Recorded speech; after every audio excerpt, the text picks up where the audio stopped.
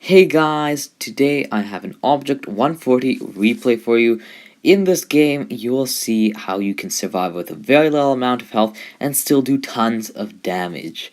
What I'm gonna hope you will take away from this is how you can amplify damage by taking some and dealing 2 to 3 times more.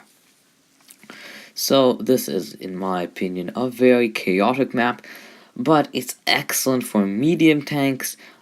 Personally, I think that heavy tanks perform the worst on this map, even though TDs are closely behind. So I'm obviously going to push vines. That is where you control this map from. If you don't go there and your opponents get there, you all have to go either strong ruins or strong town. I would suggest town because you can't really control the town from these vines. So on my 140 today, I'm using the gun loadout.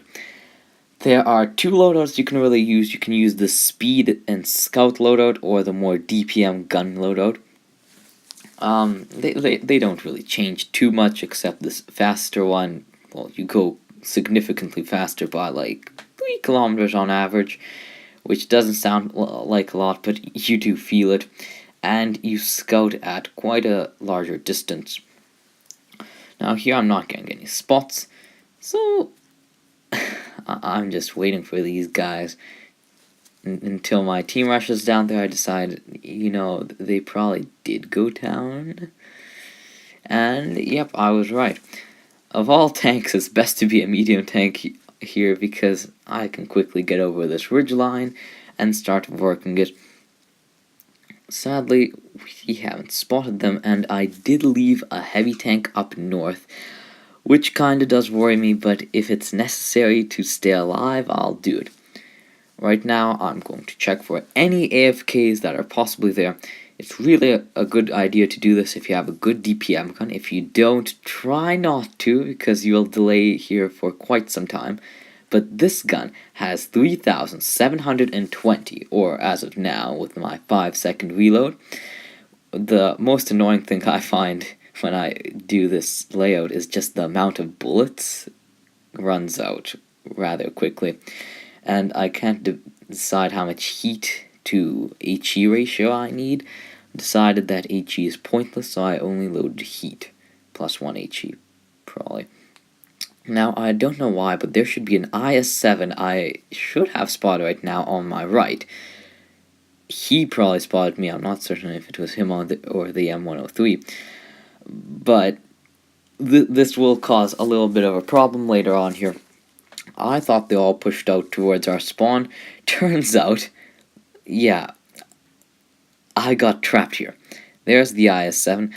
Here I decide they are both alpha guns. They're going to take some time to reload. I can do this. This was an excellent idea. Even though most people would think of it as strange, I would not have been able to work in that spot ever, since there were 2 tanks, 1 from each side. It's really hard to work it.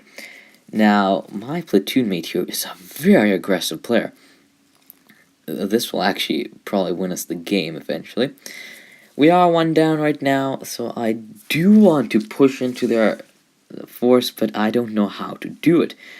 The VK seems to be unsnipeable, and the IS-7 is still guarding this main lane here.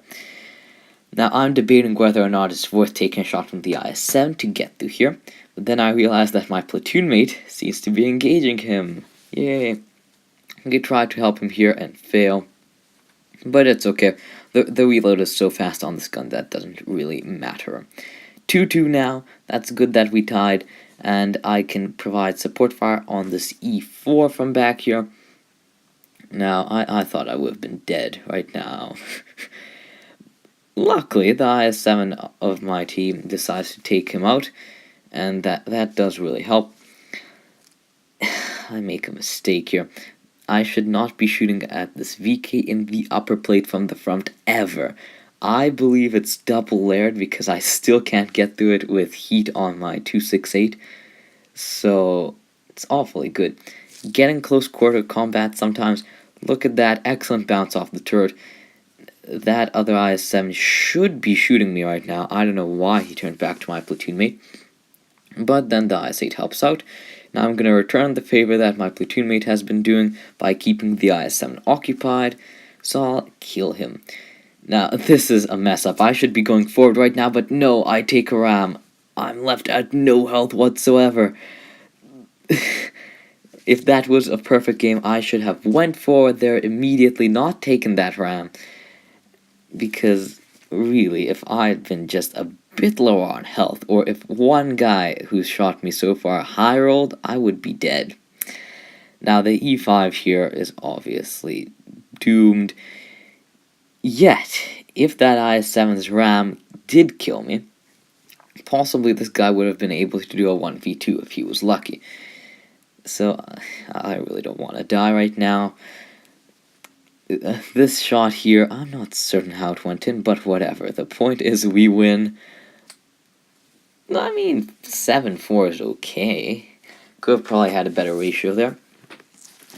Now, the damage I did in this game was amazing, guys. 3,400. And considering I went down in my health bar so early in the game, when I went into that crossing and took those hits, and then I took some from the VK, that is rather impressive. 11 shots in, and I did a lot of assisted damage. Remember, shoot the tracks. What I hope you got from this is that you should always try to exchange, but not to the point where it's 1-for-1 damage, more of a 2-for-1, 3-for-1, 2.5-for-1. Thank you for watching, see you next time.